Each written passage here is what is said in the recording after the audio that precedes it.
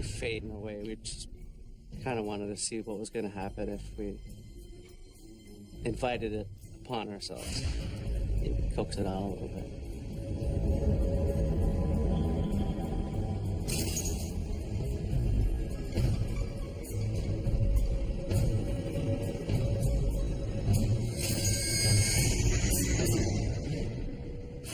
We didn't know what to make of it. We didn't know how to explain it. We just knew that something was at work here. Some force was at work. We had already let something in. I think it was trying to keep us there.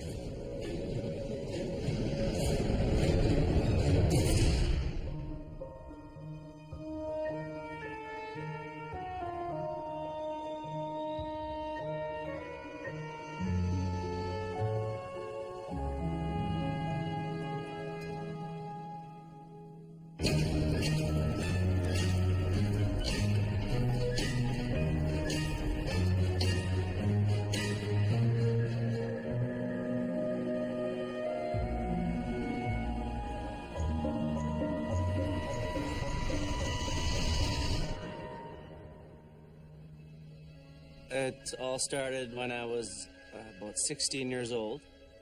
Some friends and I would get together, and one of the things that eventually started coming up was the occult and what it was all about. Even going so far as to going to the mall and buying a Ouija board and just testing it out to see if we could actually make contact.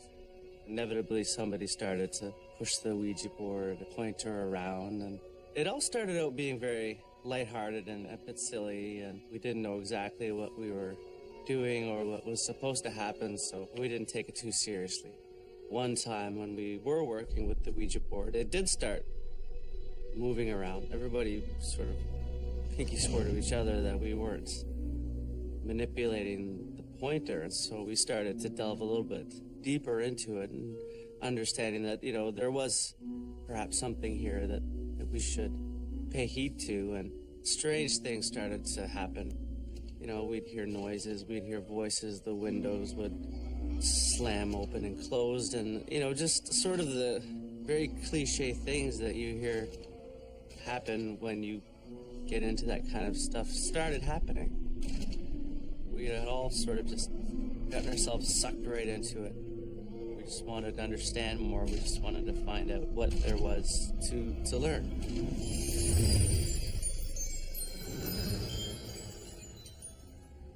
The teenage brain. Doctors tell us it's different from the brain of adults. But those of us who've lived through the teen years don't need experts to tell us that adolescents have a unique approach to life.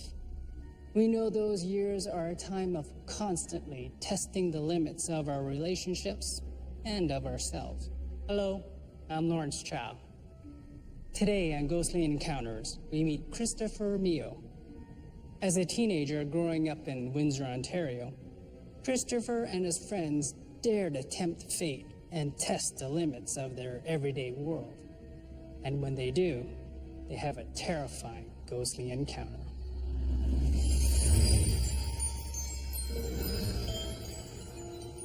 Two teenagers went out looking for a place to park in their Jeep out at Texas Road. Texas Road is legendary for being haunted. There's something in the atmosphere about that place that's really unsettling.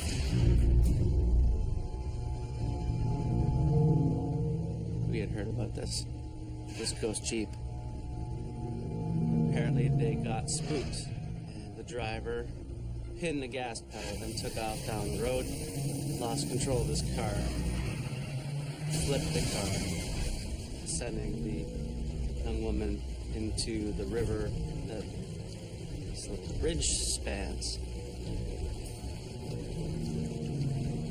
After he recovered and looked around, he couldn't find her. She apparently had disappeared. So he got back into his Jeep and took off without her. He came back looking for his girlfriend, became distraught, committed suicide. And now the legend goes that the ghost of this guy returns to Texas Road in his Jeep, searching for his girlfriend and chasing away people that come looking for mystery and adventure.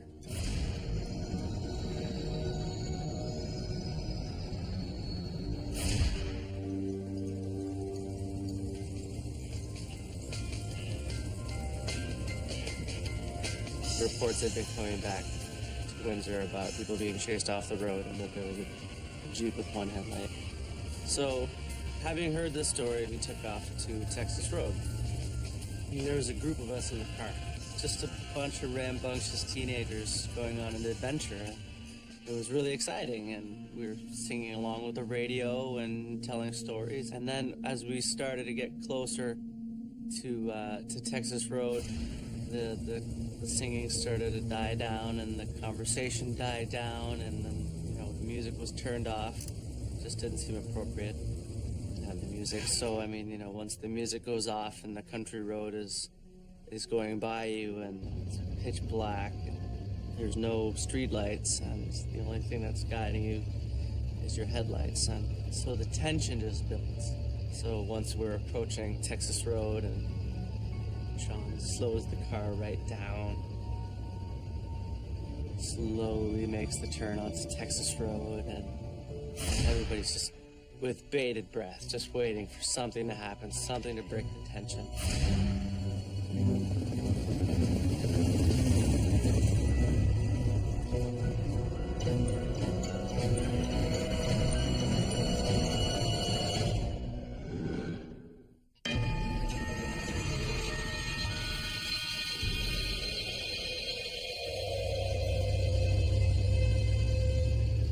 To Texas Road, we took a drive down, and it's really spooky. It's pitch black. It's in the middle of the country.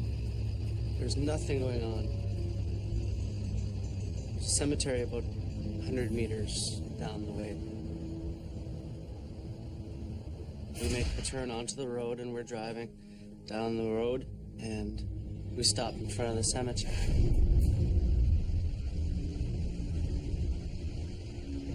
It's all locked up, so we decided to jump over the fence. We hop the fence.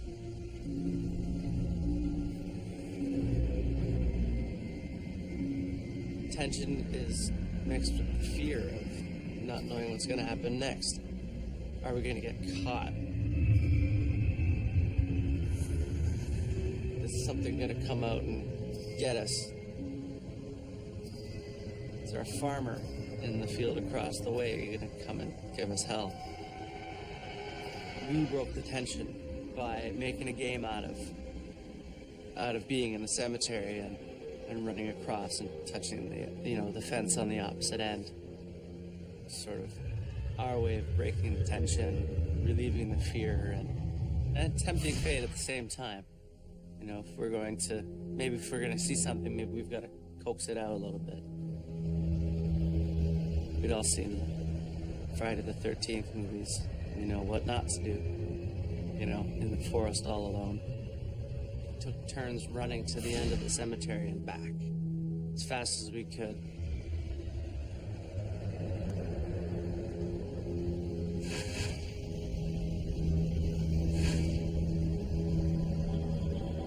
We were just tempting fate in a way. We just kind of wanted to see what was going to happen if we invited it upon ourselves. Maybe coax it on a little bit.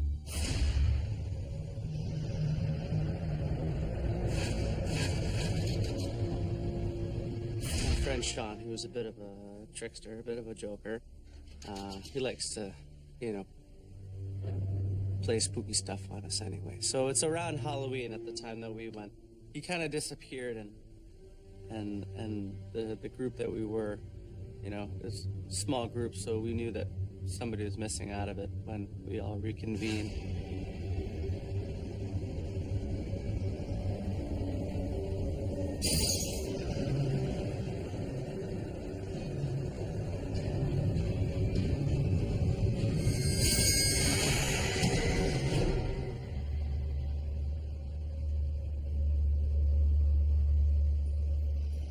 Sure enough, Sean comes flying over all of our backs with this creepy mask on, and everybody kind of freaks out. And then after that was, we took some pictures.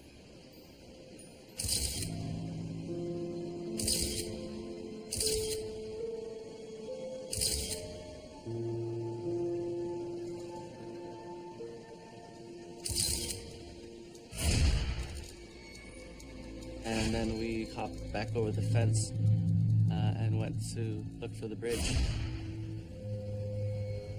Apparently this is where a lot of poltergeist kind of activity happens. It's right on this bridge.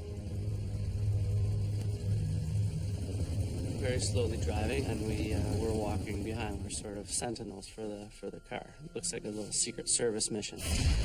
We get to the bridge, and the story goes that if you turn off your car on the bridge and walk around it 3 times, that it'll die. You won't be able to start it back up. So we tried it. We did the Chinese fire drill around it.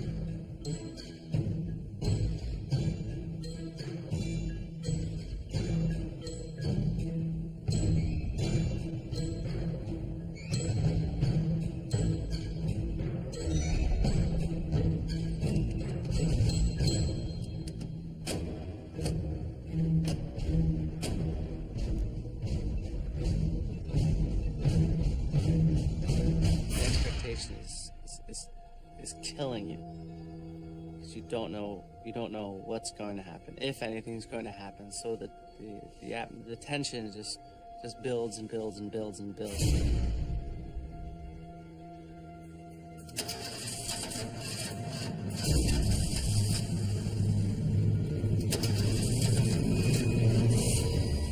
You know, turn the car back on, it started up, no problem.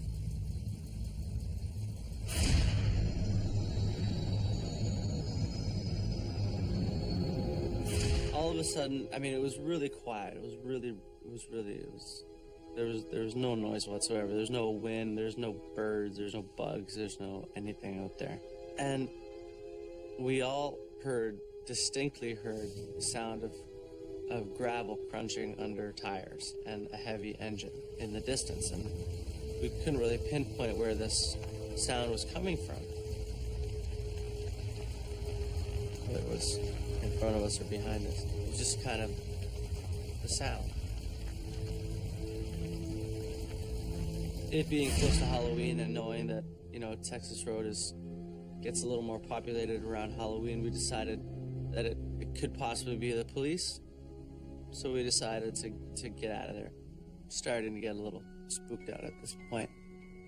And that's when Dustin said, "Sean, you better step on it. There's somebody behind us."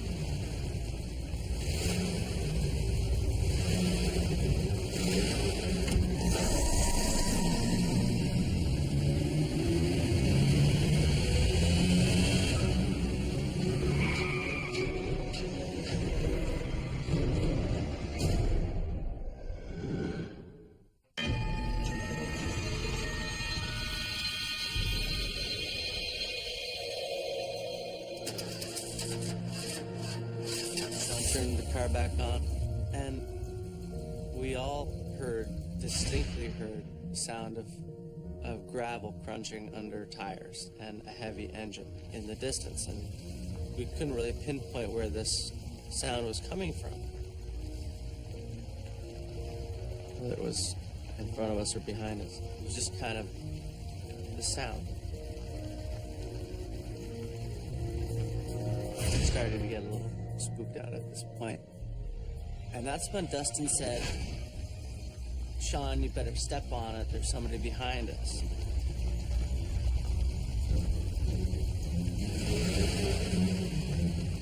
Sean said, "Yeah, right, Dustin. What is it, a Jeep with one headlight?" You know, just kind of very flippant about it. We all looked up and saw this one giant headlight, and it lit up the entire interior of the car. And it freaked. Everybody screamed. And Sean hit the gas really hard. We take off flying. We go over the bridge, and we swerve around the this S-turn that's after the bridge. And just about fishtailed the car out. Put it up against a tree. Sure enough, it was right on top of us. This vehicle was right on top of us. It was one giant headlight. All of our hearts were racing. You know, all of our adrenaline was just pumping, going crazy. Because, you know, first of all, we were just chased by the ghost Jeep of Texas Road, and second of all, because when we made that turn on the S-bend, we had really fishtailed out, and we kind of swerved off the road a little bit, and we're really close to hitting some trees. I mean, after that, like almost having an accident kind of feeling, everybody's nerves were jumping. Everybody was super tense and super excited. You know, we're all looking out the back, and we see this headlight flashing on the trees where the turn goes. As we're taking off, the headlight the light just fades away. And it's gone.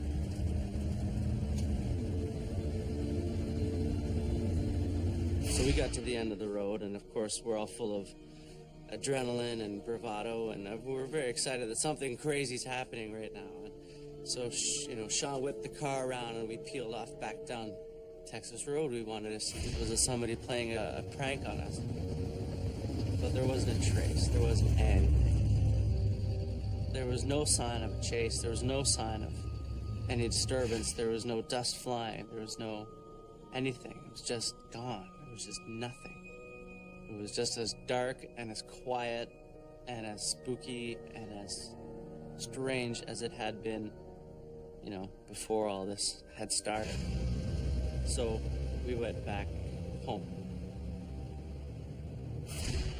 The first thing that we did, we went straight to the basement, lit the candles, and pulled out the Ouija board. We're kind of evoking the spirit, whatever it was that we had made contact with.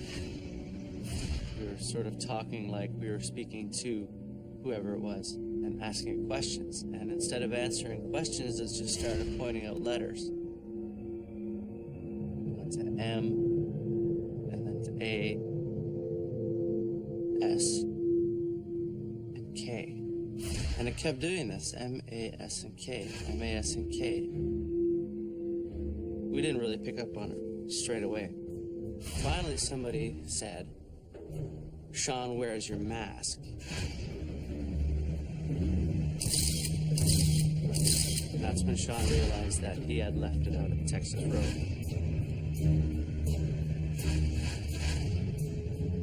So we had decided it was way too late to go back out there tonight, and we had all had just a little bit too much of it anyway.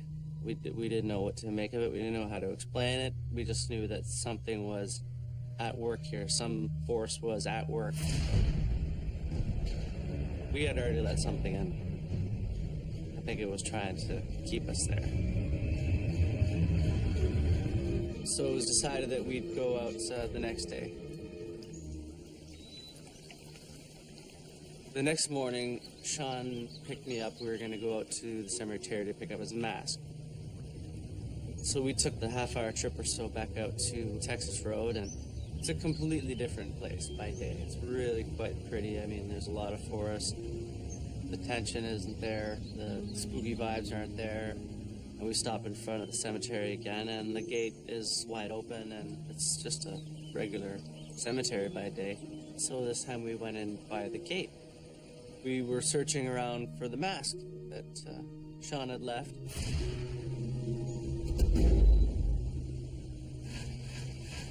We came upon the mask, and there were shards of marble laying around on the ground. The tombstone that Sean had left the mask on was knocked over and broken. There was a really interesting thing about the tombstone, and that it was an unmarked grave. There was no name, no date. We really didn't know what to make of that. There was a bit of embellishment on the top in the shape of a cross, but the absence of the name was really the creepy thing about it. The first thing that we discussed was the possibility that any of us might have done this. I knew my friends very well, and I just knew that none of us would have desecrated a tombstone.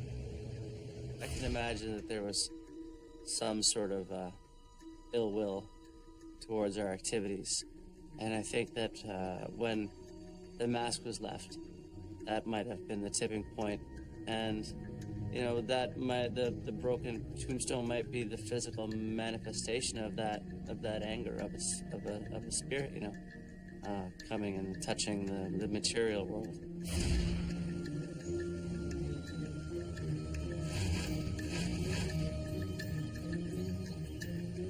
Upon investigating and looking around, Sean grabbed his mask, but he also grabbed a little shard of the marble that was broken and lying on the ground.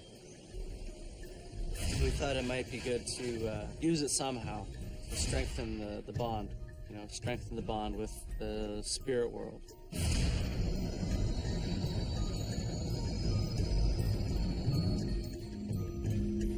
When we got back to Susanna's house, we told them about the tombstone, and we told them where the mask was in relation to the tombstone and what we perceived had happened. To further prove our story, Sean showed Susanna the shard of marble that he had put in his pocket.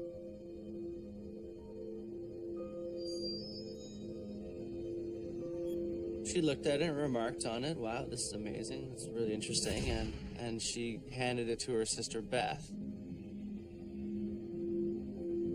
No sooner did she hold the rock in her hand than she threw it down and started crying. We couldn't figure out why. We had made someone or something angry. We weren't being disrespectful, but we were being 16-year-old goofballs and running around the cemetery and taking pictures. Beth had some kind of an immediate connection to this little shard and to this entire thing that we had gone through. And she showed us on her finger that there was a burn where she was holding the shard, and it had burnt a little cross, sort of in the same shape as what was engraved on the tombstone.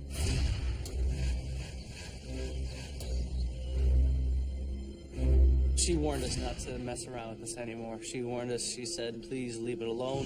You got what you went for, leave it be." And furthermore, she wanted us to throw the shard of marble away. So we did. We respected the spirits enough to leave it alone. We never went back out to Texas Road. We pretty much stopped doing seances and Ouija board stuff after that. We'd just had enough. Christopher would tell you it's never wise to provoke the dead. It's like poking a stick down a hole. Sometimes you get a garter snake, sometimes a rattler. Our experts see a deeper meaning to this story. Christopher and his friends' experience on Texas Road is not just a search for adventure.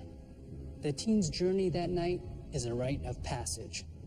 And like all rites of passage, it opens some doors and closes others.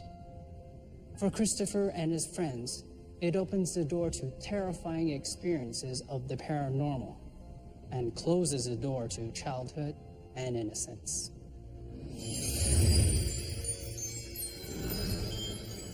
I think our curiosity and our determination to find something in the spirit world did bring it on. But we're good kids. Like we weren't out looking for trouble. We were just out looking for adventure. It seemed pretty real, no matter what the circumstances around the legend. You know, what happened at Texas Road is something that I'll never forget. It's just a feeling that has stuck with me my entire life.